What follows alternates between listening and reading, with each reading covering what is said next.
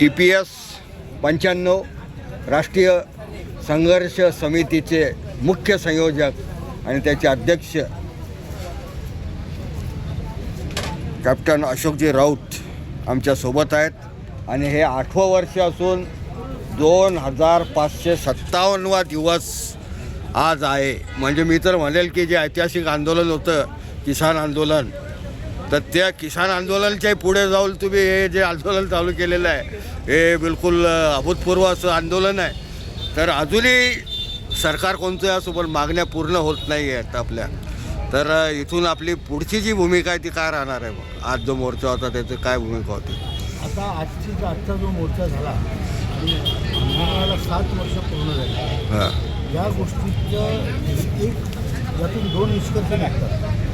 एक तर जे लोक उपोषणाला बसले ज्यांनी आंदोलन छेडलेलं आहे ते म्हातारे जरी असले तरी ते भक्ती आहेत आणि ते झुकणारे लोक नाही आहेत.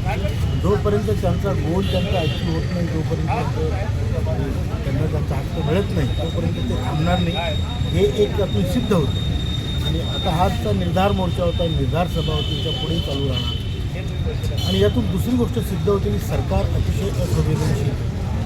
इतके म्हातारे लोक जर 7 वर्ष तुम्ही त्यांना बसू देता आणि त्याचा कॉग्निजन्स घेत नाही, कॉग्निजन्स घेतला पण काय बैठकी करून हिशोब करून कॉग्निजन्स होत नाही, त्यांच्या पोटात 2 घास गेले पाहिजे, याची संवेदनशीलता सरकारनं ठेवणं फार गरजेचं आहे. आणि यातून हे सिद्ध होतं की सरकारला आमची काळजी नाही. हे अतिशय चिंतेचा विषय आहे की सरकारला जर नागरिकांची वृद्ध नागरिकांची काळजी घेतली तर हा फार चिंतेचा विषय.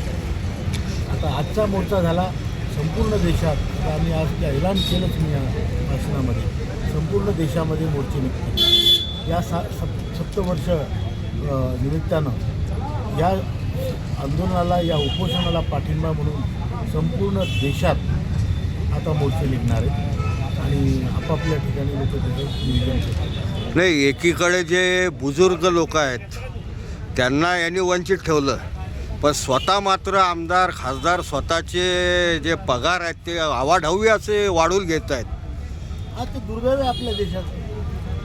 दुसरं काय म्हणू शकतो की राज्यकर्ता समाजसेवेच्या दृष्टीने तिथे जातात, जायला पाहिजे, तो तिथे कमावण्याच्या दृष्टीने जातो. हा गोष्ट आहे की मला नाही, आपण पूर्वी पण आपण राजकारण पाहिलं आहे आणि आत्ताही पाहतोय. तर पूर्वीचं जे राजकारण होतं आजचं जे आहे त्याबद्दल तुम्ही काय म्हणाल? किंवा हे संविधानाच्या मार्गावर चालू आहे का? नाही, ते मला त्याच्याबद्दल काही नाही म्हणायचं. मला हे म्हणायचं तुम्ही तुमच्यासाठी काय करता, तुमचा हात धरायला कोणीच नाही. कारण त्या विरोधकांना तुम्ही सगळे एकत्र येतात, तुमची वाढवून देतात. हां, पण आमचा जे आहे हे नागरिकांचा हक्क, आम्ही पैसे भरलेले बाबा. तुम्ही दया नका करू आमच्यावर, दया आम्हाला पाहिजे पण नाही कोणाची, पण आम्ही भरलेल्या पैशाचा हिशोब द्याल आम्हाला. आमचं तुम्ही मोठं काम करून मला द्यायला पाहिजे. जर तुम्ही ते करत नाही, तुम्ही राजधर्म काय पाळता? धर्म पाळू राहिले. बिलकुल. आणि आपण पाहिलं असेल की जी स्वातंत्र्याची खरी चळवळ होती त्याची मुहूर्तमेढसुद्धा राजे लखोजीराव जाधव यांनी सिंगराजा भूमीतून तयार केली होती. त्याचंच बीजारोपण मा जिजाऊ त्या बालमनात त्यांनी त्यावेळेस केलं होतं आणि त्यामुळेच आज आपण त्यांनी जो संकल्प केला होता स्वराज्याचा तो आपण पाहिला होता.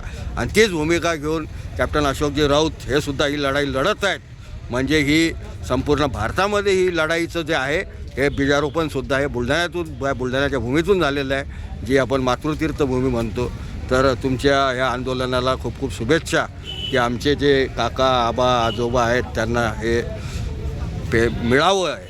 EPS 95 प्रमाणे जे आहे ते त्यांचा संविधानिक हक्क आहे, तो त्यांना भेटायला हवा. खूप खूप धन्यवाद सर. धन्यवाद.